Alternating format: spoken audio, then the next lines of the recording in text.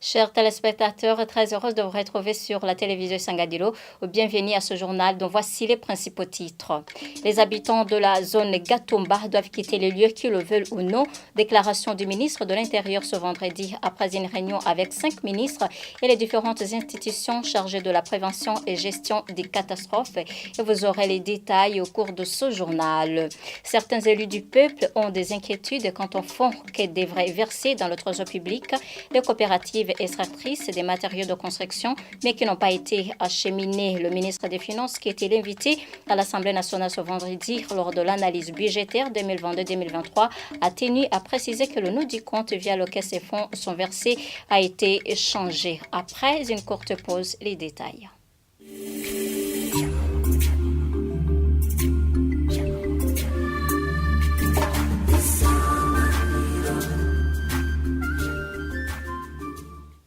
Plus d'une trentaine de maisons d'habitation détruites, les latrines de l'école fondamentale de Mugweji endommagées. Tel est le bilan provisoire des dégâts dans les quartiers Bilimba et Kanyenghoko au sud de la ville de Rumongue, occasionnés par des pluies tombées pendant plusieurs heures ce vendredi, provoquant des débordements de la rivière Murembre.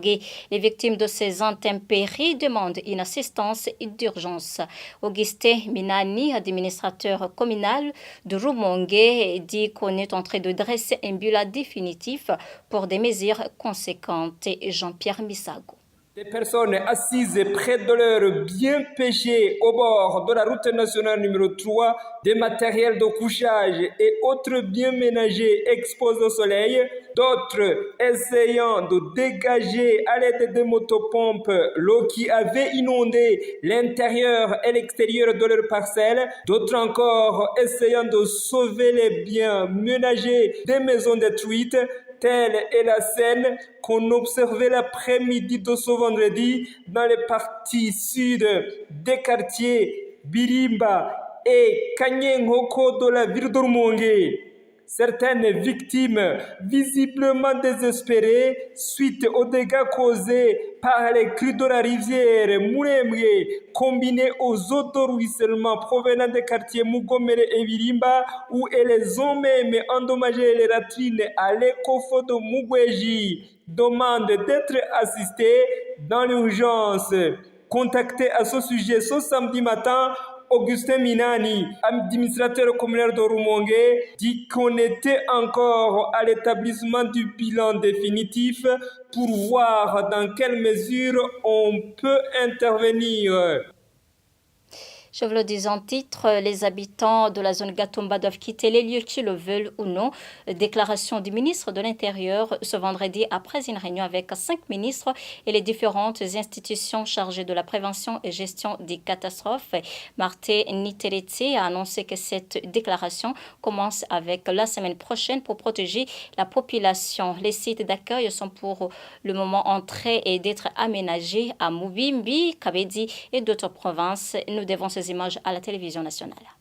Twasanze by'ukuri abantu ba mu Gatumba ba mu karere kadashoboka bidakunda ko bandanya bakabamo. Nous avons constaté que réellement les habitants de Gatumba ne peuvent pas rester à cet endroit. C'est vraiment invivable. Aujourd'hui, ils vivent sur l'eau et ce n'est pas humain. On voudrait alors annoncer que désormais tous les secteurs nationaux chargés de construction se rendent sur le terrain pour vérifier si les localités sont prêtes à accueillir cette population. Nous avons Mubimbi, Kabezi et d'autres provinces comme Mwaro et ailleurs. Nous devons les délocaliser vers des endroits où ils seront tranquilles, où ils ne seront plus menacés par l'eau, les hippopotames et les crocodiles. Ce qui est urgent, c'est que cette population déménage dès la semaine prochaine. Nous devons faire tout notre possible, chercher tout le matériel nécessaire, les tôles et les tentes. Dans l'avenir, nous souhaitons que ces lieux soient bien aménagés, éclairés, avec de l'eau potable. J'ajouterai que les habitants de Gatumba n'ont d'autre choix que de quitter. Ils devront déménager de gré ou de force. Le gouvernement ne peut pas attendre la perte des vies humaines suite à ces inondations. Et le plus important, c'est leur sécurité. tuzohabakurayo ku nguvu. Igikenewe nuko tubakingira. Je vous le dis en titre, certains élus du peuple ont des inquiétudes quant au fonds qui devraient verser dans le trésor public les coopératives extractrices des matériaux de construction, mais qui n'ont pas été acheminés. Le ministre des Finances, qui était invité à l'Assemblée nationale ce vendredi lors de l'analyse budgétaire 2022-2023, a tenu à préciser que le nom du compte via lequel ces fonds sont versés a été changé. Une autre préoccupation qu'on soulevé, les députés concernent la stratégie que compte utiliser le gouvernement pour accroître son budget sans recourir à l'augmentation des taxes et impôts. Lydie Gahimbari. Le député Guikeke Pascal s'inquiète des coopératives d'extraction des matériaux de construction qui n'ont pas pu verser des fonds dans le trésor public alors que ces sociétés commencent les activités d'extraction après avoir payé. Ici, le député Guikeke Pascal donne l'exemple de la coopérative d'extraction des matériaux de construction dans la rivière Mugere. Dans le rapport de la commission permanente des comptes publics et des finances, les coopératives d'extraction figurent parmi les sociétés qui n'ont pas pu distribuer leurs dividendes à l'État au cours de l'exercice 2022-2023. Sur ce, le ministre des Finances, Odace Nyondima, qui était l'invité à l'Assemblée nationale, a indiqué qu'on a changé l'intitulé du compte qui était Office burundais des mines et carrières, et après analyse, on a dû changer son nom, c'est toujours le ministre des Finances. Une autre question soulevée par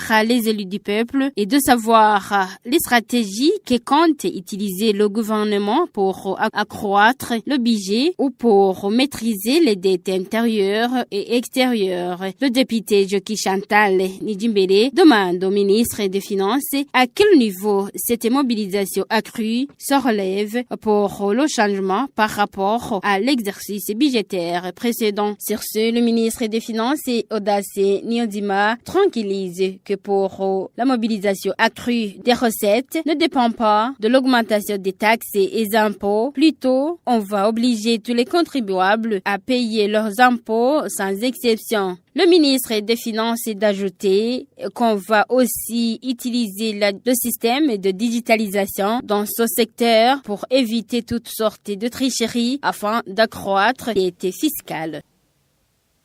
Un sexagénaire enseignant aujourd'hui en retraite fabrique des craies et pratique aussi l'agriculture des champignons. Évariste Naumenia, c'est de lui qu'il s'agit à embaucher des jeunes qui affirment qu'il gagne beaucoup de ces activités. Tarsis Ndikoumana, vice-président de la coalition des syndicats des enseignants au Kosesona, encourage les retraités à entreprendre des projets de développement. Patrick Nsengiyumva. Ce sexagénaire retraité qui pratique du tissage, qui fabrique des craies et qui pratique aussi la culture des champignons, indique qu'il a commencé ses activités génératrices de revenus avant la retraite pour compléter le salaire qu'il percevait mensuellement lorsqu'il était encore au service. Il fait savoir que l'argent qu'il gagne de ses activités lui permet de faire vivre sa famille, de se développer et payer aussi les frais de scolarité de ses enfants. Quand Nindi Violet était la femme de ce tisserand, de même que les jeunes qui étaient en situation de chômage avant d'être embauchés dans l'atelier de Naumenia Évariste, tout apprécient que ces activités de développement leur ont permis de trouver de l'emploi qui leur permet de trouver des moyens de satisfaire certains de leurs besoins fondamentaux et réaliser de mini-projets de développement. Son retraité tissera Agatian commune et province Kayanza indique que les défis auxquels il fait face et le bon déroulement de ces activités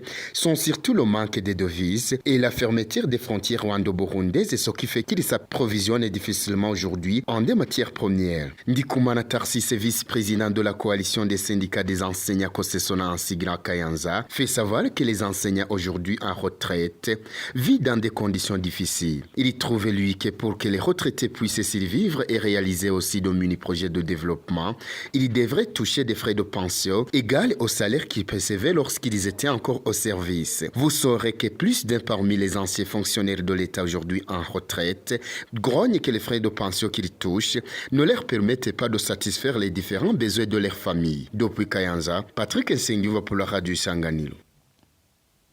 Eh bien, chers téléspectateurs, c'est la fin de ce journal. Merci de l'avoir suivi et bonne suite des programmes de la télévision Sanganilo.